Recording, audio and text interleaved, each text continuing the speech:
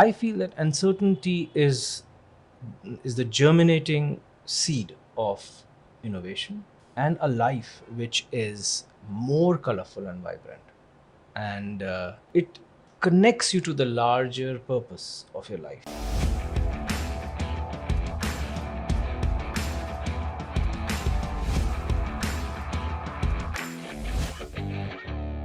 Today, in our next episode, we have someone who has dedicated his life to education. He has a PhD from Oxford. He's a writer. He's one of the most original thinker that I've came across in India. You would be fascinated by this podcast.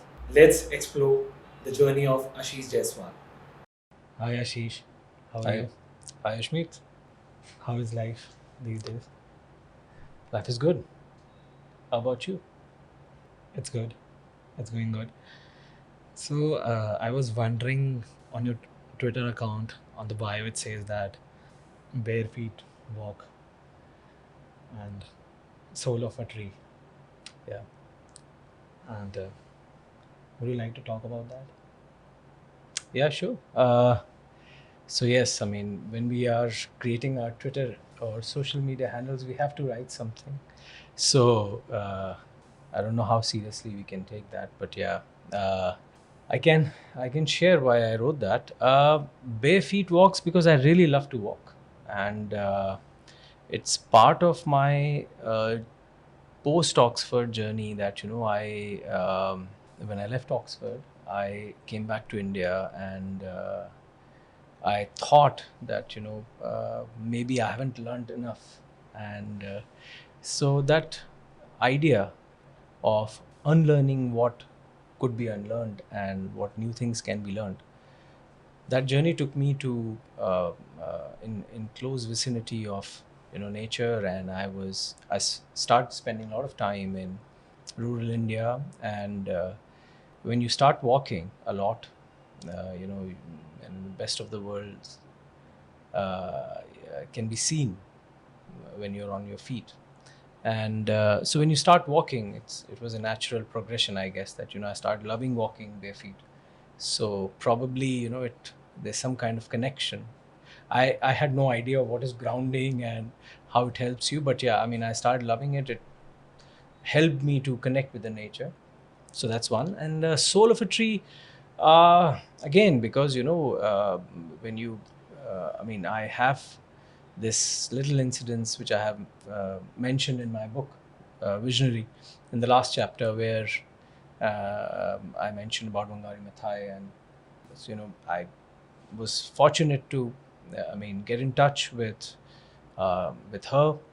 She was coming to Yale, and she's known for her, you know, massive contribution in tree plantation in Africa, and I had the opportunity to kind of just had a brief, a minute, in the close kind of quarters, and I said that I love trees, and I she asked me something which I understood much later in life, that she asked that that's fine, but do you see them? And I was like, yes, of course I see trees, everyone sees trees, but she said, no, but do you really see them? And I was like, okay. And then suddenly I started seeing trees.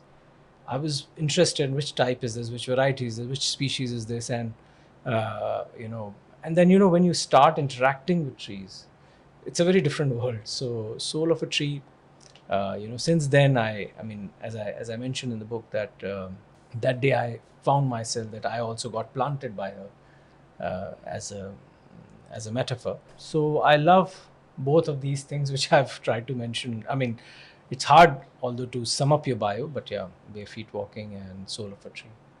Yeah. And love sitar. And yes, of course, of course.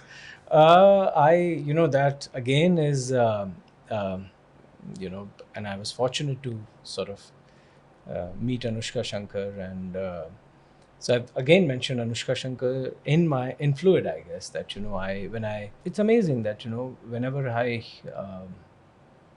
am not able to focus, or want to delve deeper into any topic or inward, It's amazing that whenever when it's playing in the backdrop, it is it's an amazing I would say experience.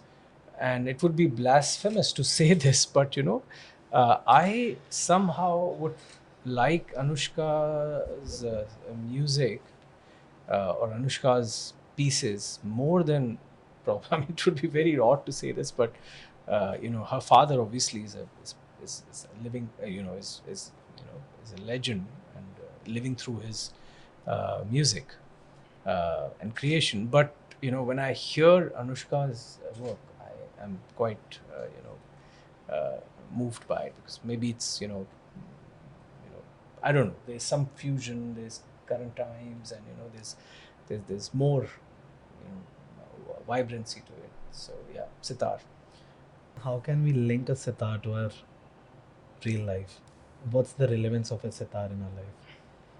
Just a mere opinion. I mean, usually what has happened tragically is that obviously our current times are very stressful, and it's so pressure driven, and everyone is under pressure of time, pressure of performance, pressure of proving to their close ones, near dear ones, to the world, that naturally a human being right now is in a state of lot of duress or pressure. And I think that it's a loop where we have it's a tragedy that you are supposedly getting educated to come under more pressure. The performances and the expectations, they keep on rising. And so it is very unfortunate that we have reached to this state, which we not that human civilization or human mind hasn't reached to the answers where we were in a slightly more peaceful state. It has happened, but that knowledge is somehow, it gets lost, it comes back. People who are there have been a lot of religious gurus, philosophers, uh, deep thinkers. They want to question this, that what has happened to us and what brings us more while in quest of happiness, they come more closer to peace. And so uh, I find that anything which, whether it is sitar or flute or classical ragas or music, uh, it's right now the relevance is what best it can do to you. I mean, whether neurologically or emotionally or your soul wise, I think there is some kind of an environment which gets created where you are away from that pressure, and you are, and that is one of the endeavors of an educate, I would say a wise mind, where you would want to come in an environment where you are in peace, right? And sitar, flute, uh, any kind of music, which brings you which takes you away from that, is the, I would say, is the desire of a human soul.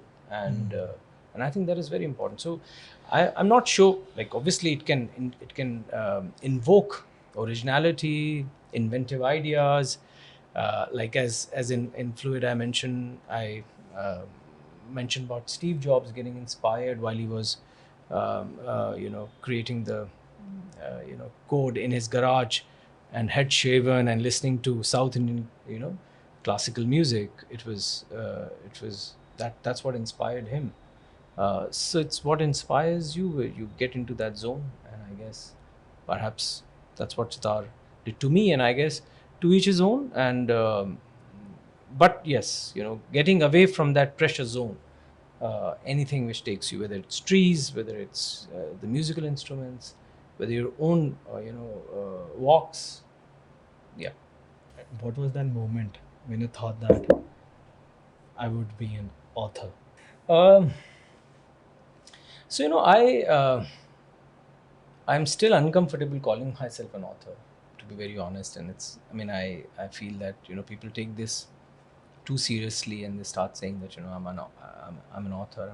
I think I probably answer it in this manner that I love to explore new ideas and human progress, our contributions, mind, education. So these are the areas which even evolutionary biology for that matter, that I love it.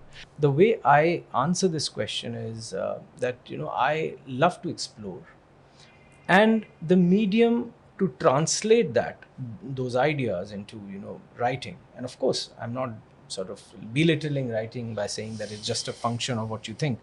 That's a complete different domain where you have to sit and write something. Um but yes, I think that in my case I would probably reach to the way I stack it is that thoughts, exploration, and the culmination is writing.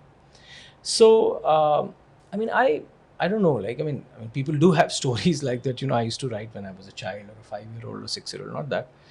In fact, incidentally, I never thought of becoming a writer or writing rather. But I did write, probably a couple of poems in school, one article here and there. And then the first serious endeavor was my first book, which incidentally I wrote in Oxford. And I reached Oxford, and I took that as a challenge also. And it was a fiction, and it is a fiction. And so it brought me in connection with my thoughts deeply, and my creativity and my imagination. Visualize it gave me a sort of escape world where I could kind of create my own world. And that was my serious endeavor, and that's probably, I would say, that I thought that okay, let's pursue it. And but writing obviously is a serious affair. It takes a lot of time, and depends on what you're writing and how you're writing. And I think that the what I write and what I want to write, it takes a toll. You have to research a lot. You have to make sure that every line what you're writing means something. It's not loose. So yeah, but it's I would say the effort, I'm not sure, but like effort could be similar to what other people are doing in their respective fields. Maybe creating a product would take the same amount of energy or time, where you want to create one of the best products in the world. uh, so the perfection which you would require on each and every aspect of that product would, I guess, require the same kind of dedication. But there's one thing which I want to mention, is that it's a I don't know how to explain it, but when you're creating something, whether it's a product or writing a book, or it's devoid of any expectation. That's the desired space. So a lot of people say that like people have created and made money out of it, like products. Even like, for that matter, Steve Jobs has invented products which are a lot of money and a lot of growth, and one of the you know biggest companies in the world. But that's my understanding of creativity, is that when someone is creating, it is the madness of it, it is the selflessness of it, it is the desire to raise the bar and to go into the unknown frontiers. That's the human curiosity, that's the basic nature. You want to do something which is with the thrill of it. And that is the zone which, I guess, if people realize that is the zone which is, it's not like, okay, I want to make $1 billion, or this would give me that, and I will be able to buy all of this. I don't think so. That's how a creative mind works. A creative mind just want to create with that passion and that dedication. So I can say that when you were in your senior secondary, like say 11th or 12th, Yeah. you never thought of being an author. No, never. Never. Not in my wildest dreams. Okay. Do you think that one who is in his early stage, say that teens or last years of schoolings, or some years of undergraduation, then post graduation, they have to kind of figure out what they have to do in their life? Like, what's the process behind it? Yeah, so I mean, obviously, I have also written a book on it, The Process of Uncertainty, and uh, Fluid essentially addresses this question. And I feel, and I mean, apart from all the factual research and the thesis and the examples and anecdotes and the data, where uncertainty at that age is desired or helpful or is is unfavorable or favorable. Uh, I feel that at that age, so it has to be understood in the larger context of life, and I do feel that uncertainty has to be embraced as a feature of life, and this is something which I feel that has to be introduced early. But as I said, that the pressure of performance is so much entangled with our education that we just can't afford as parents, as a family, as an individual, to be uncertain. But I am of this strong view, apart from all the data which I am saying, that if somebody wants to bring in data and say that whether it's right or wrong, fluid is there, and then there are the studies. I feel that uncertainty is the germinating seed of innovation and a life which is more colorful and vibrant, and it connects you to the larger purpose of your life, because eventually you have to arrive at this question that why am I here, whether it's one life and every day of my life. So uncertainty also, I feel that your mind at that age is curious and wants to explore many things, and it should be allowed to explore many things. And if it explores many things, see, it's about the system. If I have a family which encourages me to to embrace uncertainty, if I have a school which encourages me to embrace uncertainty, if I have a society or a country or economic system which encourages me, then uncertainty will flourish and give results which are remarkable. But if I have a system where it is seen as a taboo and it is seen as something which is a weakness, which will bring nothing to you, then it's very difficult to live with it. But I think that at that age, whether you are in your teens and even early 20s, or even in today's times, I would say that even at my age, your age, I would say that uncertainty has to be embraced, and nothing can be created, and you can't survive in the world of artificial intelligence and the uncertainty which is around us if you do not understand the concept of uncertainty, what it means. It is misunderstood concept that people just feel that, oh, I'm not able to decide in my career, I'm an uncertain soul, I did not thought of becoming a doctor at that age. If you would have been uncertain, and in future also, you will be redundant for sure. If you're so certain, you will be redundant. It is the malleability, and it is and I'm talking about biggest of careers. You pick up anybody, you say, oh no, what about people who pick up cricket at the young age? That is a certainty. I would say, what about what happens to them post retirement? It's a short life. What, they haven't given up on life after 30, 35, 40, like Dhoni for that matter, right? Now what happens after 40? Uncertainty, right? Now if you are okay to embrace, like I feel, out of all the people, I feel that Dhoni is one of the best, wisest head, so to say. Now how do you embrace that post 40? Because everybody's career, now if you pick up Elon Musk's career, PayPal, SpaceX, boring company, or Twitter, now Twitter, or sending to the Mars, what is it? If somebody goes in, or dropping out of PhD, uncertainty. What is it? How do you box that person? What do you say? What is he? An entrepreneur, inventor, curious mind? What is it? It is embracing uncertainty and ability to explore the unknown, and that is something which I feel has to be created in our education system. So I think, you know, if you're not able to decide on your career early on, for me, I feel that it's not a bad thing. It's in fact should be encouraged. Should be encouraged. We'll come to the education system afterwards. Okay. But will you like to link this concept with the painter's theory, which you have mentioned in the visionary book? Yeah.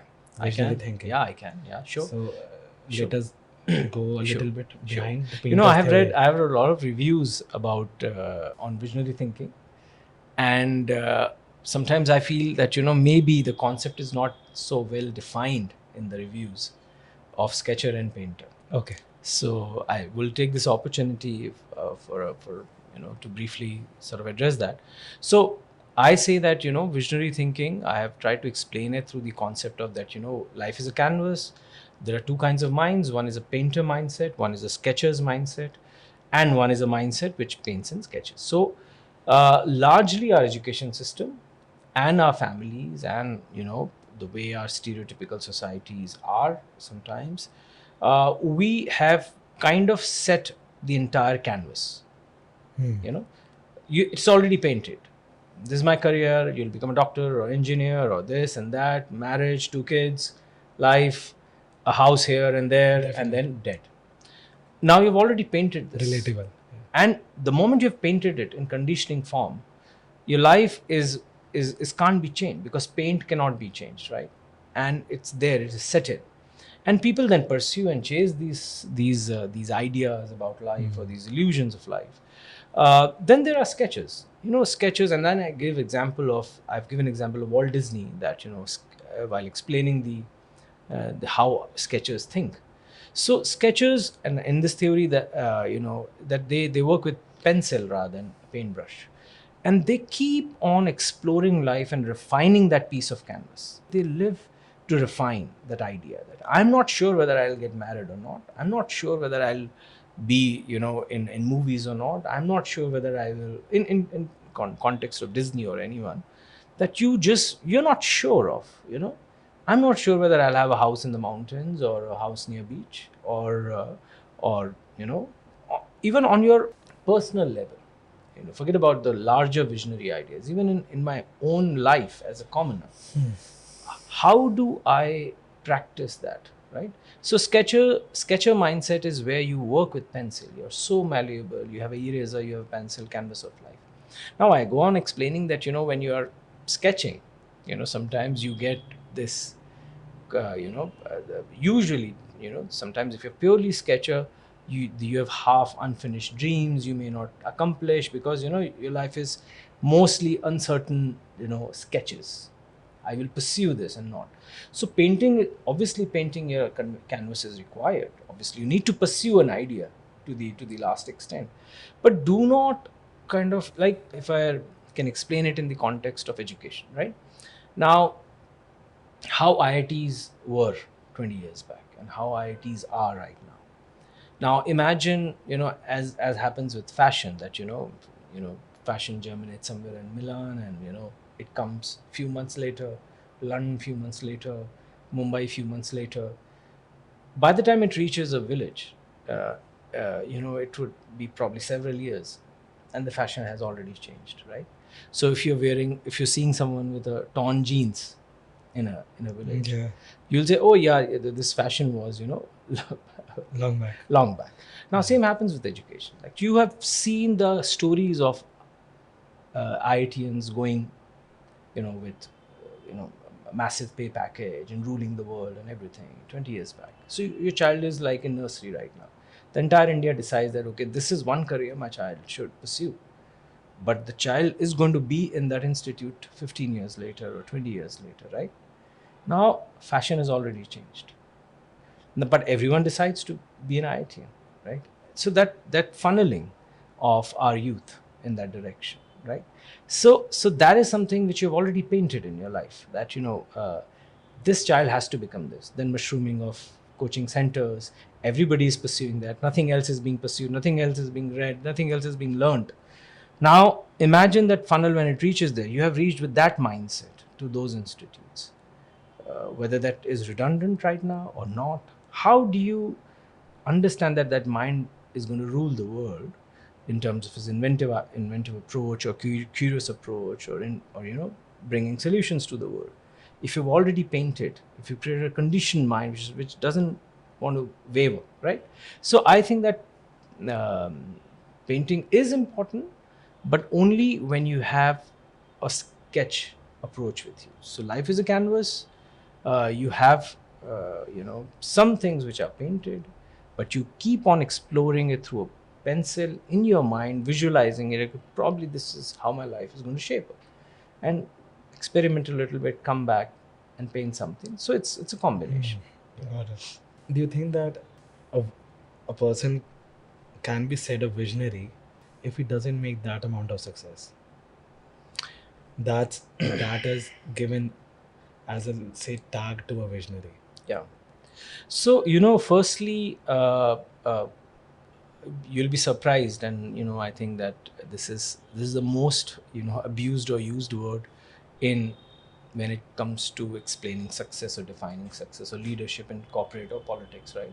Or otherwise, that you're a visionary. Now, but when you go on understanding the meaning of the word, that what exactly it means, let me just find a book and say, or material, that what makes a visionary, right? You'll be surprised that there are hardly anything written on it. Yeah. What makes it? What makes a visionary? So my endeavor to write visionary thinking was, let's first create definition of what it means. So let's theorize this space, right? Now, when you theorize this space, you have to. It's a tough task. Like I can say whatever, I can make a fool of myself, right? That this is visionary and this is not, right? But I have taken up the challenge to attempt the definition of visionary.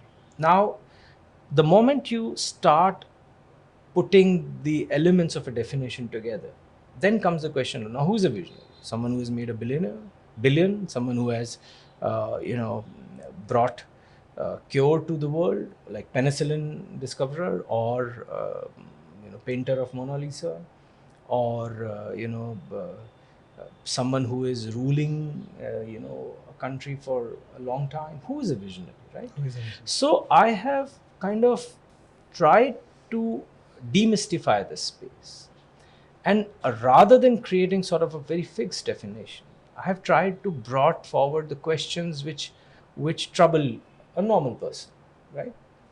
Of course, money is important. So is happiness. So is peace. So is my purpose. So is my own struggle. So a visionary, I would say, is someone who has explored, if I have to create a scale, infinitely, and tried to see something which is not normally seen through average eyes. What is going to be the future of my country, right? If I peace and war, what do I choose, right? Whether peace is what I have to choose or war is what I have to choose. Like one child policy of China, when you implement it, how further your vision went. You're imposing a rule, right? So you are first submissively choosing a rule versus freedom. So as a statesman, you have chosen imposition. For me, that's not visionary. Imposition is never going to help you. So, but you chose something, and then you chose to attack something which is very fatal. The most, I would say, precious of human life is progeny, is expansion of human race. So you've said that, okay, this is going to help, single child policy. Now, forgotten about the ramifications, because you're not visionary, that what will happen if that child wants to marry, what's going to happen if the idea of imposition gets prevailed in the society? What if we all lose on our idea of freedom, right? So when you choose a step as a leader, or even as a common person, how far you can go in your thought, thinking about such implication. That's what a visionary should. So I have, apart after giving these basic framework, I have addressed, in the second half of the book, big questions.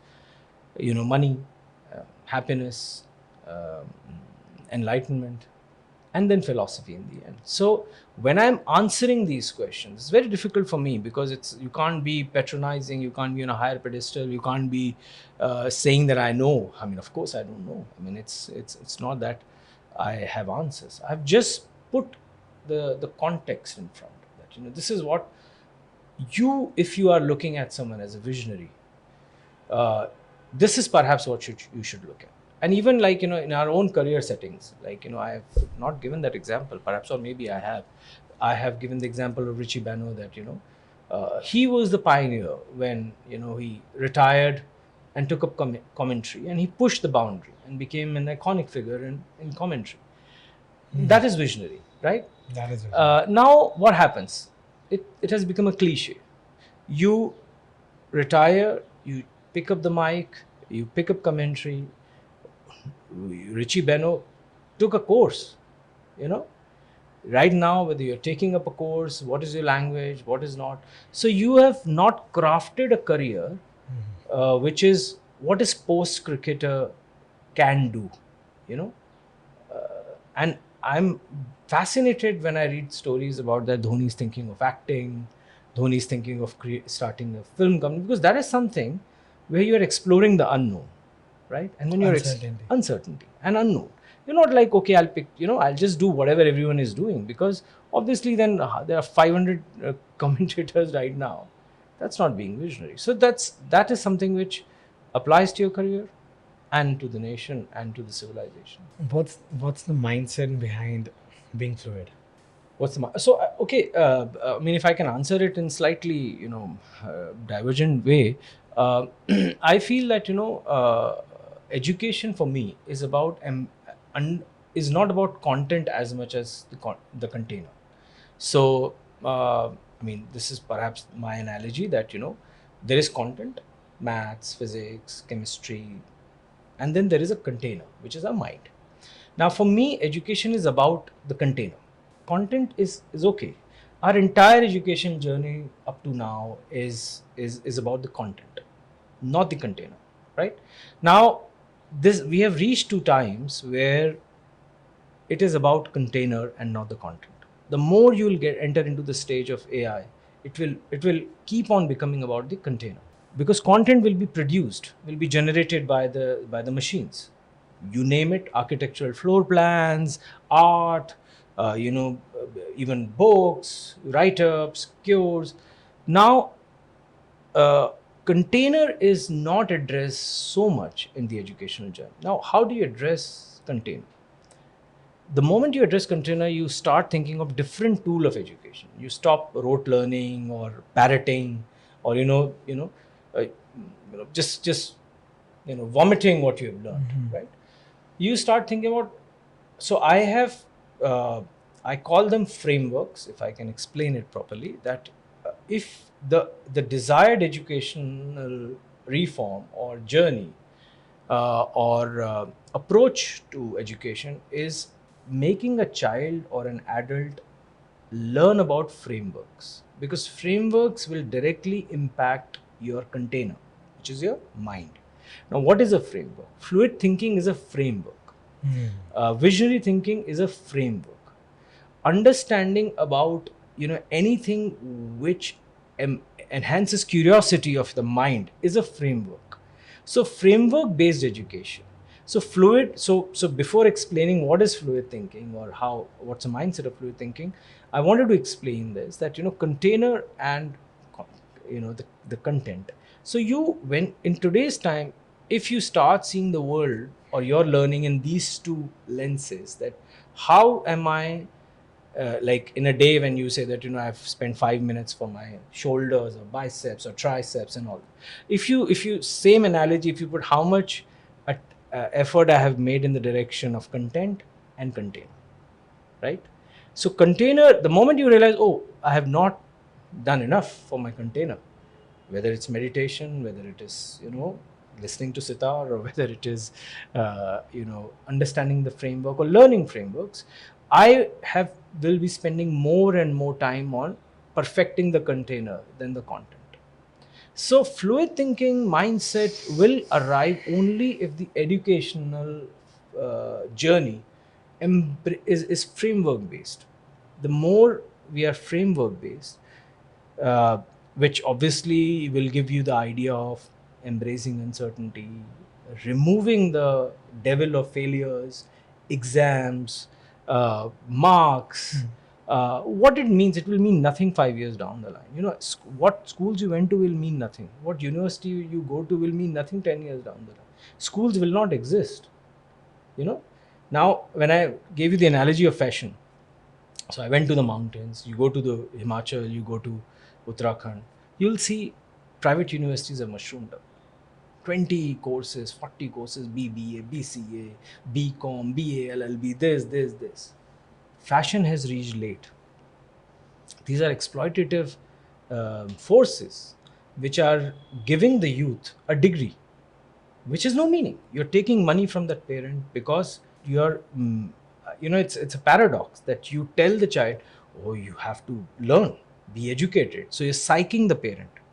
When the parent gets psyched, parents bring out, put hands in his pocket or her pocket and give the money. You're spending few lakhs to get that degree which has no relevance. Imagine that. What are you doing? Mushrooming of these institutes that resulting into a degree which has no meaning. Now, this setup and everything, who's teaching me this? Who's teaching me it can change tomorrow? Can anyone teach me? Yeah. What kind of shots I need? What kind of automation I will require? No such institute is teaching me. So this is what has happened, that people are taking advantage of this whole exploitative mindset. The fashion has reached late, and you are kind of so these are dangerous times if we don't think in that manner. Yeah. Recently, I was in a podcast with one of the CEO. I think you have met him. Okay. Of Learners International School, who okay, built yes. who built step by step. And Right. so I asked him one question regarding how should the education of this time should be. Right. So he's building a school, Okay. and when we differentiate between CBSE and international baccalaureate, in international baccalaureate there's a central idea where we go behind it, and we give the learners or the students their way of learning. So he mentioned a very good concept of say that if we can embrace skill of learning in each child, that is what a school meant to be. Right. So according to you, say if you have to build a university, Right. or a school or anything like related to education, what would that be? I think I know that you would think of saying it would be like a virtual or like a school something like that, but I would love to know your mindset behind that. And, No, so skill of learning is an important concept, and I think it is intertwined with the idea of uncertainty. And I think that is something which we all, because I started very early, and in an uncertain zone. So I understand, as I would say that I'm probably the first generation of having to live in uncertainty. When everyone in my family sort of expected me to become a doctor, I did not. My father, my mother, my sister, everyone is a doctor except me. So I embraced uncertainty. It was a given idea that you have to become a doctor, right? I embraced uncertainty back in times. So you can imagine how society would have reacted, how relatives would have reacted, how friends would have reacted, especially more so when you are capable of becoming one, right? yeah. So You- imagine that Yes, you I are suddenly in a zone where people either start calling you mad, or that you have failed or something like that. Now, a school which promotes skill of learning, I think it's intertwined with uncertainty, and that is something which probably we all would require. Now, to the question of that, what kind of school and university I envisage. So, I have to say this, that I keep on thinking about it, and I have been working on it, but, uh, you know, uh, you'll be surprised that, in the past 5 years, the world has changed so much that if I started thinking about a school 5 years back, that school doesn't exist here anymore. So I think that idea of what kind of a school or what kind of university will I would like to kind of support, uh, I think, or I would like to create. I can share some elements, but how it will appear and how it should appear, I don't think that I'll be able to answer that fully, because I'm still not sure about the future of universities and schools, and I think that they need to change a lot. And in future, as I mentioned, that maybe schools may or may not exist, or universities have to change drastically. So yeah, I feel that uh, uh, there's going to be a tremendous change. And I mean, people may surprise when they get surprised when I say that the schools may not exist 10 years down the line. So this whole idea of that my child is being devoid if he's not or she's not going to a great school may not remain so, you know, because there would be ways where a child would, because right now it's the prestige deficit, right, more so of the school. And a lot of parents feel frustrated because they feel that my child, I'm not able to send my child to this X school, right?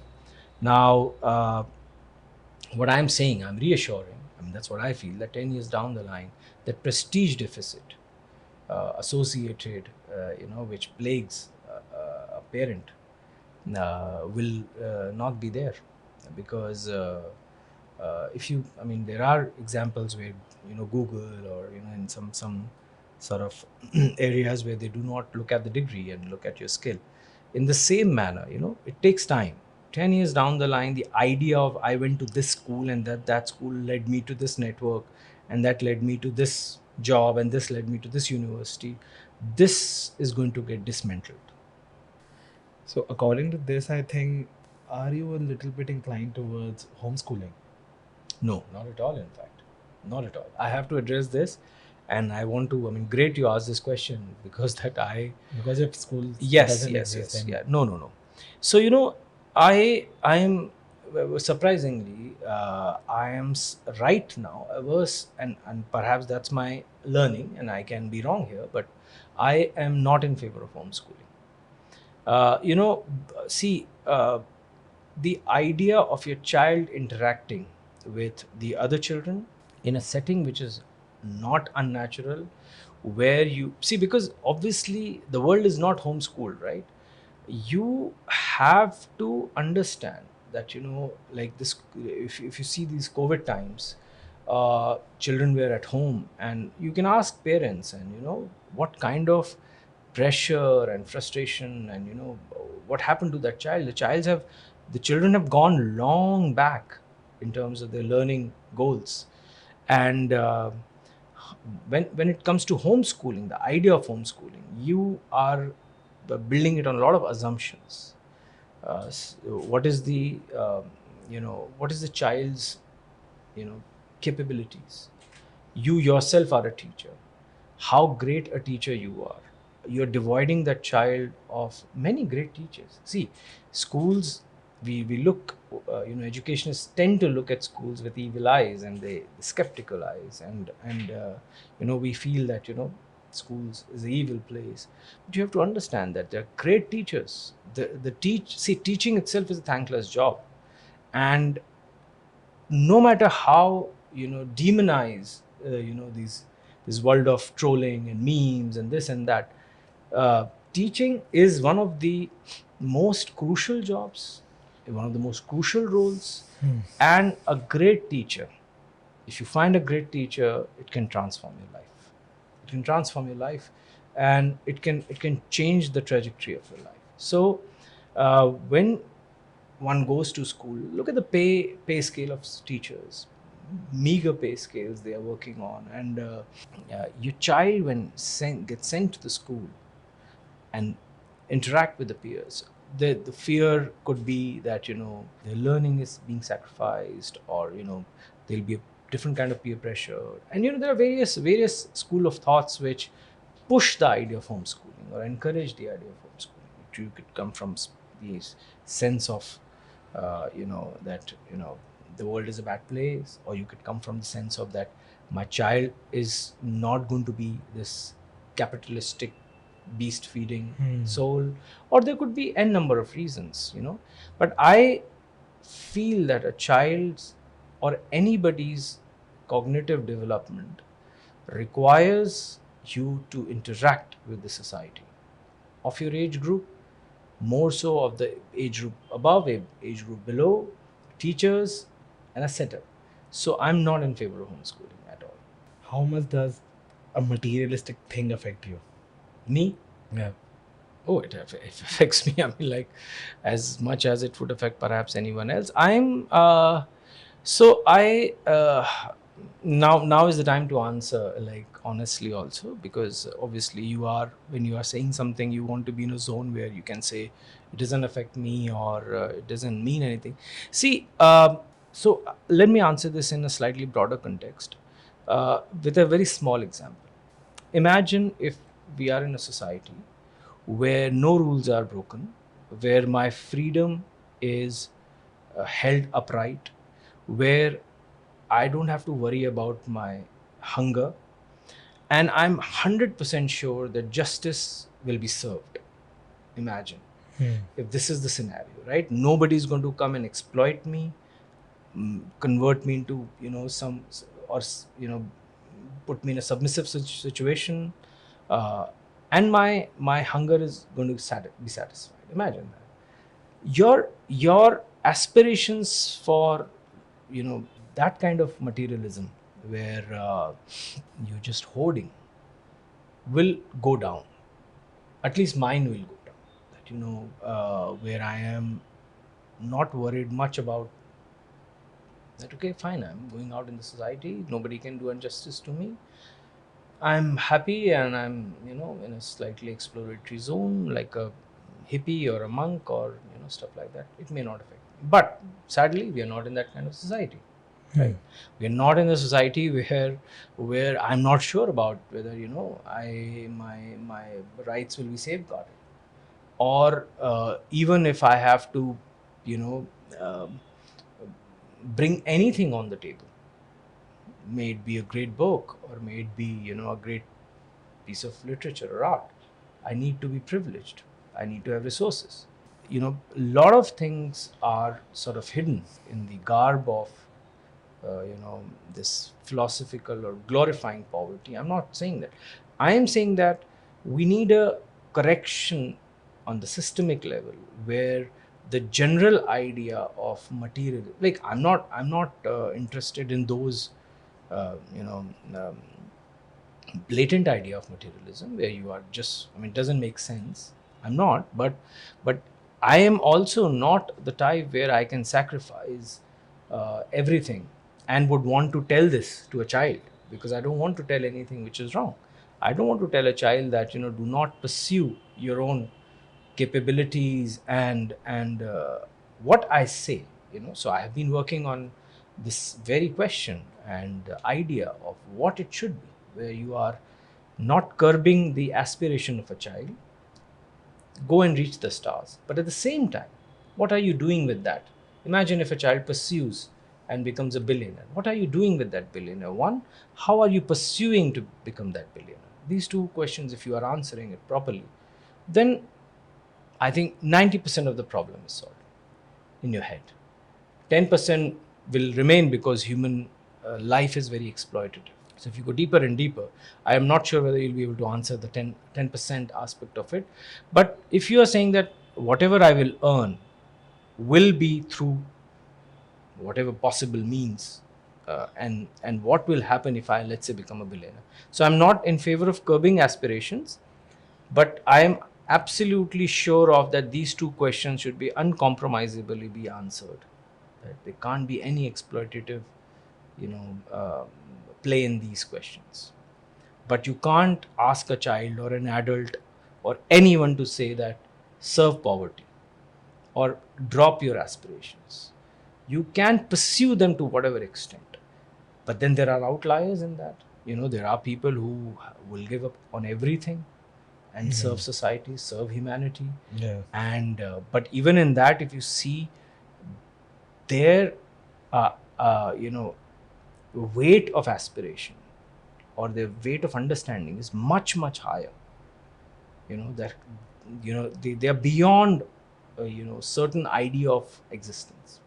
So if someone is saying that I am giving up on everything, but at the same time teaching others to give up, that's a very different, not everyone can do that, and not everyone can reach that level, because it's a very difficult level. It is one of the rarest levels to reach, because you have to answer yourself.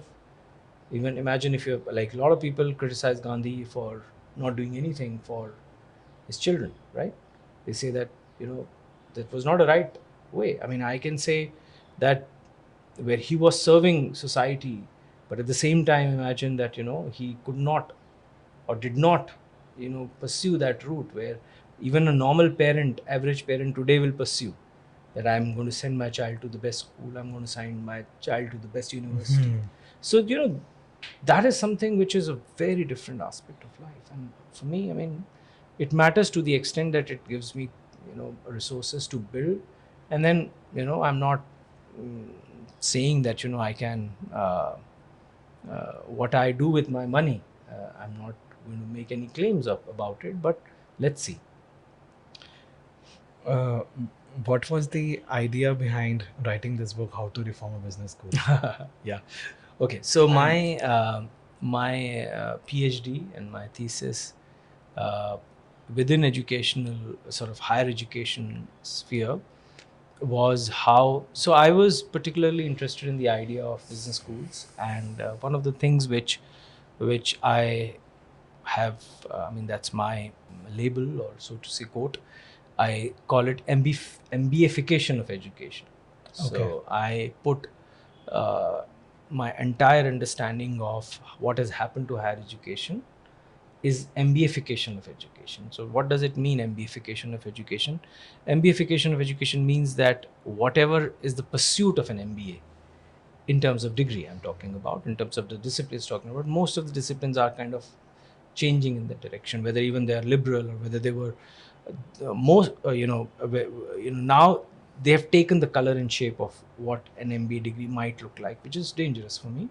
So my thesis was on understanding the reforms of business schools, the idea, because I thought that if I understand this area, this would have a maximum understanding or impact of, because I can see that whether it's medicine or whether it's any other department which is even away from MBA, is kind of trying to take the color of that approach, where you're pursuing, where the job leads everything, right? Knowledge is secondary, you know.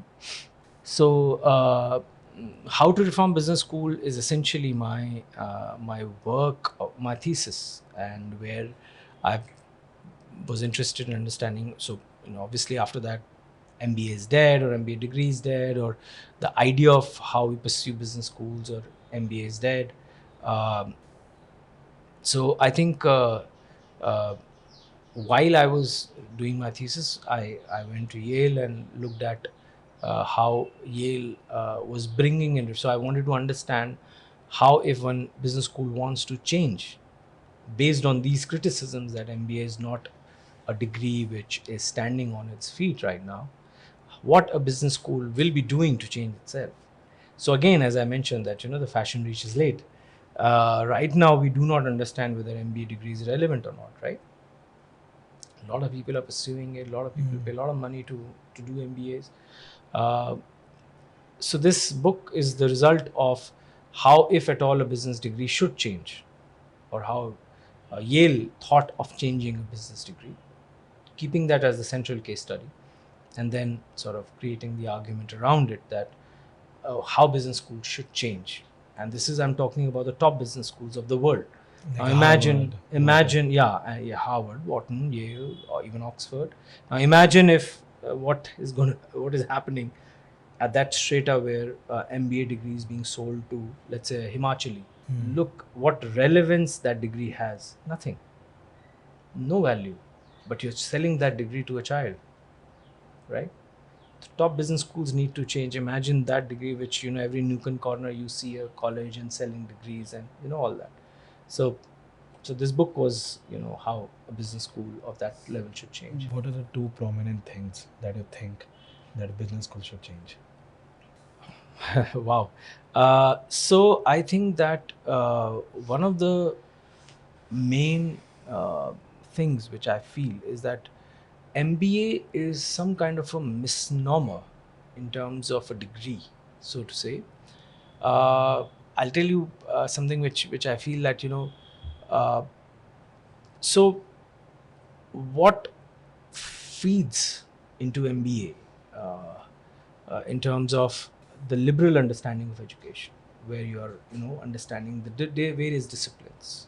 Uh, MBA is a kind of a slice, bring it all, kind of shallow collection of many things, and it's taken a shape where it becomes like a serving ground to all these companies. It used to, not anymore, where you would say that a child who's, because it's a very interesting mechanism where, if you have a degree which needs to be pursued by everyone, by every top brain, then every top brain starts pursuing it, and then Harvard business school would be a most sought after place for all the top brains to go. So the company who's recruiting would know that these are all the top brains, so I am getting A top brain. a top brain, right? Yeah. So that's the mechanism. What happens inside the business school is of little relevance. So I think, one, there's a the degree needs a overall by becoming more sort of liberal and more wide and deep, Hmm. which for me is irrelevant, because you need to have a different kind of a degree. The second is, which I feel, is that the idea of business is so I think that um, preparing a mind based on, like, I have um, proposed a new method of teaching business, and the idea of business is the way MBAs are taught is based on like a redundant time slice, where you are studying something which is fictional, not in real time, not real, and in silos, like a marketing problem or a finance problem or this problem, that problem. Whereas in business, it's like a unified problem. And business has changed a lot in terms of what it is, and the MBA degree is still serving the sort of the old clout of business, which will not be there anymore. It's still serving, in its psychology, serving that there will be a company which will, be, you know, the huge, humongous company which will absorb me and absorb these brains, and it is that has changed, if people can understand it. For me, it's all the very controversial idea, but I think that for me, there are other sources of recruitment right now which are coming up every second, where companies are interested in that top brain identification, or top brain in a very different manner. Obviously, those who are in that bracket of Harvard and all those will survive. But I think that immediately after that, schools are struggling. Even school like which are 100-year-olds are struggling. Even which are schools which are 50 years old are struggling. Imagine about new schools, they're struggling. If you have been into your 20s Yeah. at this moment, Wow.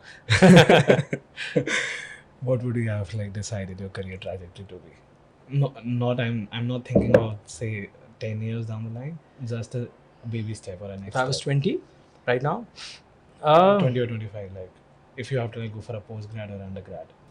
difficult to answer. It's a very individual question, right? Not for the world, right? What I would do, perhaps, You would do as an individual. as an individual, yeah. I Being having the context of the education. So basically, if you can Yeah. give some, share your wisdom with some. I don't know. I would perhaps be little more relaxed. I was not that relaxed. Not every 20-year-old is relaxed because they think that time is passing by. And I think that I would only like to tell them through my story or through my answer that they have a lot of time, and they haven't failed. In fact, they haven't even begun. So if I was in 20s, I would actually not pick up a career at all. I would pick up tools to learn and be more so ahead of the curve, because that's the time where I can actually. So if see, that's what I'm saying, perspective, right? If I'm in my 20s right now, I would say I would pick up how AI is going to kind of evolve, uh, maybe some kind of machines.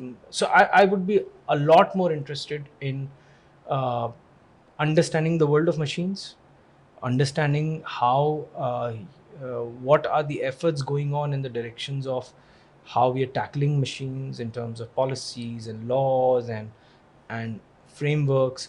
So I would dedicate more time to learning and exploring spaces. So immediate idea would be like, oh my god, whether I would be creating a startup. No, I would not. If that is what the probably the answer which people are looking for, no, I would not create a startup. That's too boring at that age for me. I think that's too early to commit to a startup. You would not have a sense of what you are building, right? Yeah. And what you're serving. So for me,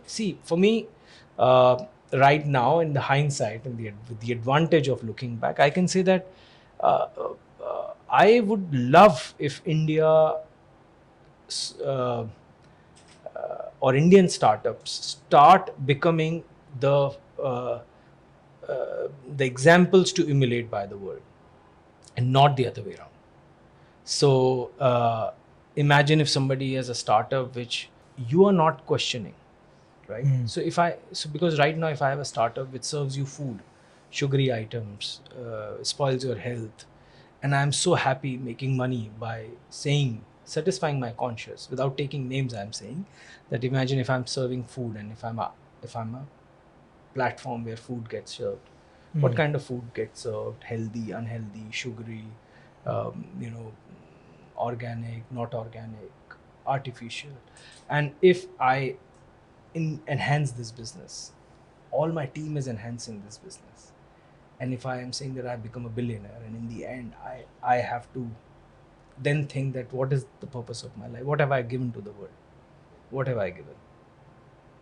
And if I'm able to answer that question, so I'm saying that when you build those startups, in the end, in the 20s and 30s, learn first what you are serving. What will you serve? So learning more and understanding life is, perhaps I would have done that, which sounds very uncertainty and ambiguous. Uncertainty, serving uncertainty and being ambiguous. But I feel that I would have done so. From the context that you said, would you recommend someone to build a career in a development sector that serves a purpose? Acha. Say someone going for a sustainable finance role. Yeah, of course. Why not? See, that's what I'm saying. That if you are taking, so one is that, if because the question was in my context, that's why I went a little wild in that. That I would have not had any sort of. But yeah, of course, if you are looking at the careers which are right now existing, and if you are looking at that role, I would definitely say that leave the current stringent boxes which are tuck investment banking, this, that, and whatever. Take a shift towards.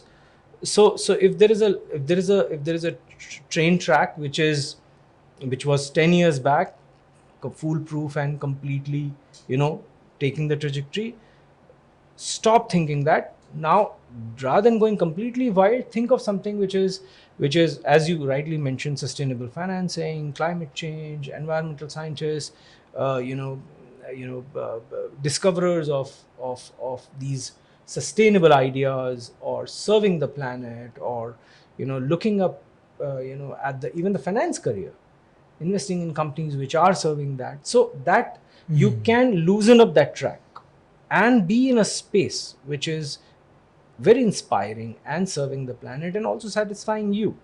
right? So all of these big blocks or big, boxes of career needs to loosen up. Then the idea of, money will change. And but obviously you can't go that. I'm not saying that, become a monk, but in my case I was just saying that I would embrace uncertainty more, rather than that's that that's kind of that's career. yeah. So coming to the end of the podcast, Yeah. uh, if you're comfortable answering this question, Whoa. how do you like spend time with yourself? Hmm. There's like a set of routine that you follow Yeah. in terms of say spirituality. Yeah. Well, or I something? can share one weird secret, which my friends know. So, this may sound very bizarre, but like I do have, I want to share this because this is very exciting, interesting, that I do have sessions with myself. Okay. Yeah. So I have a session where I am the teacher and I am the student. Okay. Yeah. Proper session I'm talking about. Picking up a topic. Can you give a glimpse of it?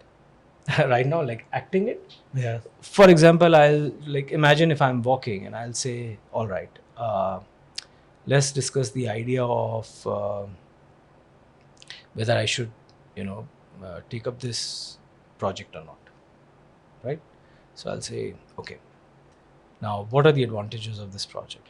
So the other person would answer that, the advantage is that, I'll kind of get this money, and it'll serve my purpose. It is also serving my bigger goals, interests, this and that. Yeah, but this project will also bring some kind of misery to you. It may not be that fun. Yeah, but right now my life is looking for, something which is more than fun.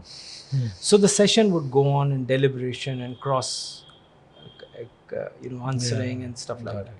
So I would try to bring little bit of balance and discipline to the thought process while I am doing this. So I did not have a topic, but I just addressed it like that. So it is almost like bringing discipline to your thought ideas. That's one thing which I do. Second is obviously when I'm doing this, I'm talking loud. So I go on walks and talk. So it's not internal dialogue, it is proper talking.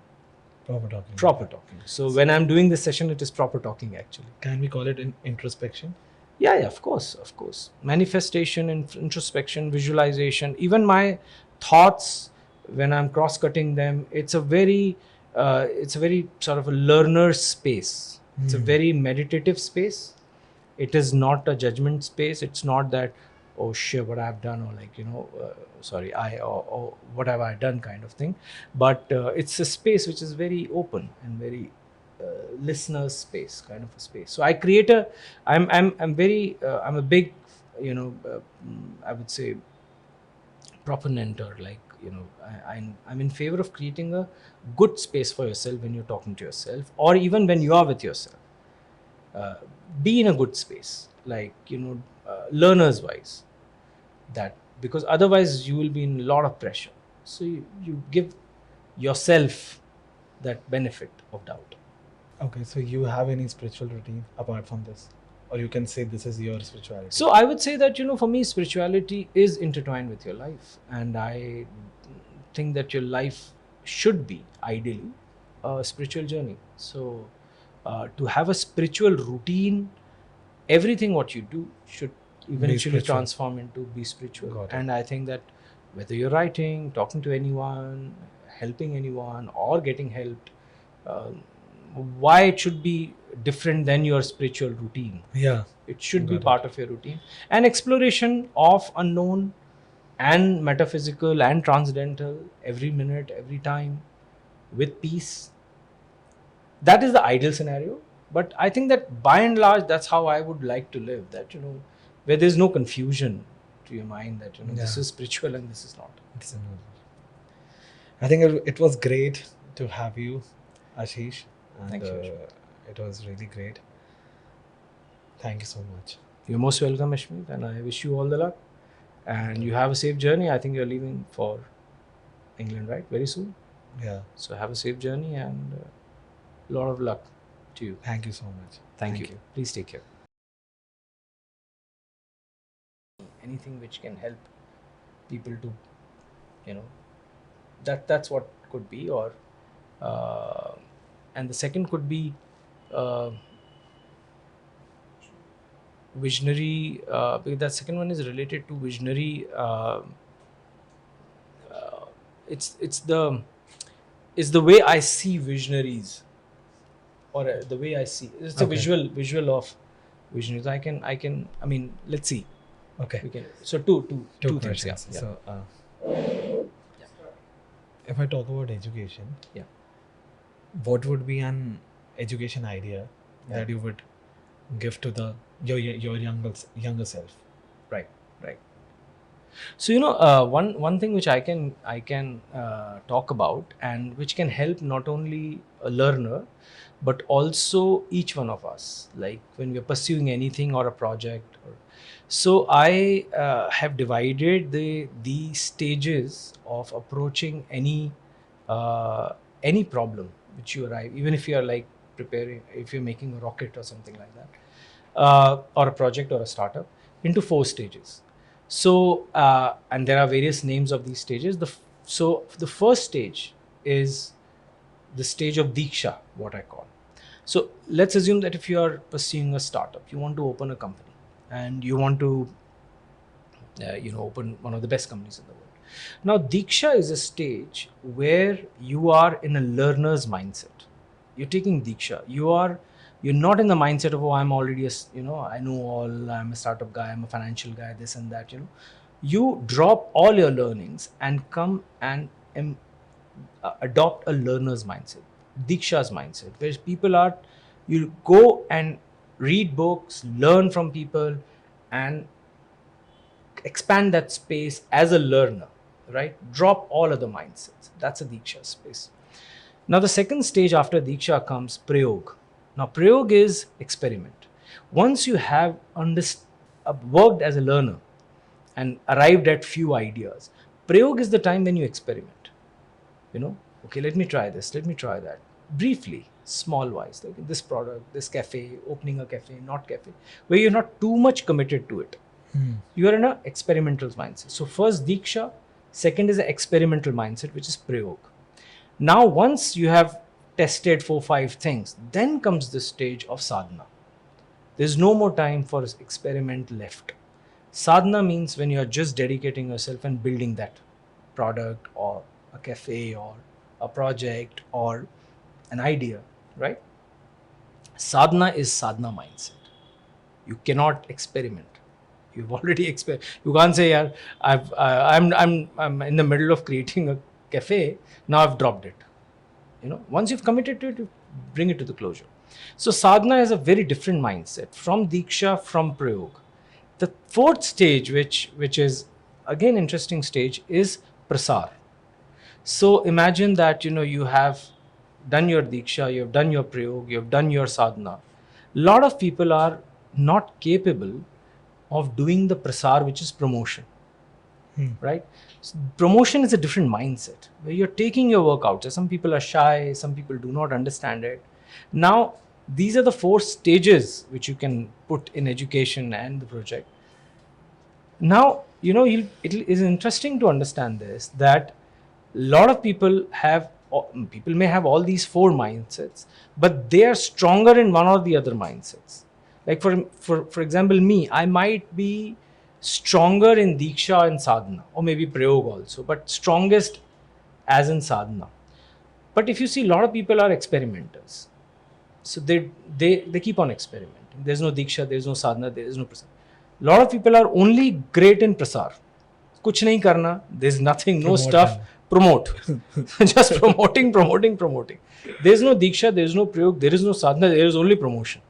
Now, they are good in promotion, but they have to understand that if that promotion doesn't follow these 3 paths, it will be short-lived, right? Some people are only great as learners. Aage ka steps they forget, right? So all these 4 steps, if you follow and if you build yourself in each one of them, is one of the educational, I would say, formulas you can adopt. Is there a tentative timeline in each of them? Uh, Say, for an example, It depends 1 on year, 2 it depends year. on the project. Depends on the project. Like for example, like when I like Salman Khan films, I would say that jump all the 3 stages and only promotion based. Like right now the current films that we can, so no Diksha, no Prayog, no Sadhana, promotion because such a big brand. So now it is biting it back, right? That Yeah. that there is no Yeah, stuff. I got it. So but timeline depends. Like I think that I give a lot of time to Diksha, less, a lot of time to Prayog, a lot of time to Sadhana. Prasar, I'm a bit weak. So it depends. Like, Say, if I give you an example, we are currently doing this podcast. yeah. I have been following this industry from past 3-4 years. So which is Diksha. Yeah. Yeah. And then there was a moment that I thought that now it's the time to get into sadhana. Right. Of course. Right, to get into this. Absolutely. And we have to. I was Yeah. like a bit confused, or maybe in like double mind that That was a Prayog stage. should I start after my LSE Right. or before LSE? Right. But then I thought that I can manage it, like Right. doing it passively. Right. So, but it's a very good. It's a Yeah. very So good you can apply and you can understand, and it also gives you an alternatives of life. It gives you an opportunity, the Prayog stage, to choose different lives. Yeah, different Right? ways. Yeah. You can choose it. You can actually live it. You can Yeah. actually talk to your friends boldly. Tell them, I'm thinking of becoming a biker. Yeah. And then you do that little bit. Yeah. So Prayog is a shameless space where you are like, okay, fine, so what? I'm not what? committing fully to it. Yeah. But so it's an interesting mix, and you can apply it to a project. Is there a framework, say, like if someone goes through this and so he would be successful? No, I don't know that whether We can't- success we or can't- not. We can't say success. I can only say that this is what I arrived at when I was thinking. Like when I was talking loud with myself, I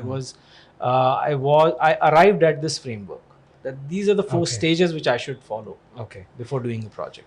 Yeah. And next thing was about the visionary mindset. Yeah. You mentioned about visionary Yes. mindset. So what's your take on that? So I see, like, if I can explain this, that imagine like Earth and orbits, right? So imagine there are multiple orbits, infinitely multiple orbits. Now, in your understanding of the world, you stand at a certain orbit.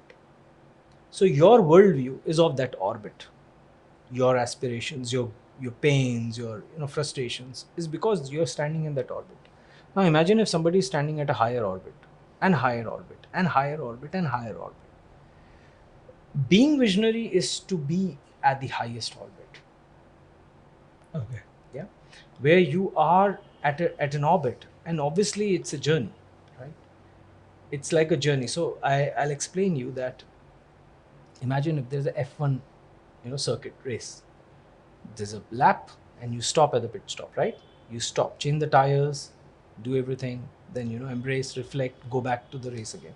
So it's that pit stop which is the most crucial in your life, where you are in one orbit, you're seeing the world, and you're like, okay, this is my worldview. Take a pit stop, whether that will allow you to jump to a higher orbit. The higher you are in terms of your orbit, the better view of the world you will see, right? Now there's another interesting complex touch to it, that some of the peoples are great in one aspect, some of the people are great in another aspect. So I could be at a very higher orbit in my emotional intelligence, but I may be very weak in my financial understanding, right? So there are multiple orbits, and there are multiple orbits of my attributes. So you could be great in your spiritual orbit, highest and highest and highest. Some orbits you may be smaller. So when we are talking to other people, that's the conflict which takes place, that people do not understand that my understanding may be smaller or not. So visionaries essentially jump orbits. They keep on jumping orbits. They keep on stopping at the pit stop, and they keep on changing the tires, improving, and tail pani, new journey, and again the race starts. So that's what it is. So that's how I think. That's amazing. Thank you. That's amazing. Thank you. Thank you. Thank you.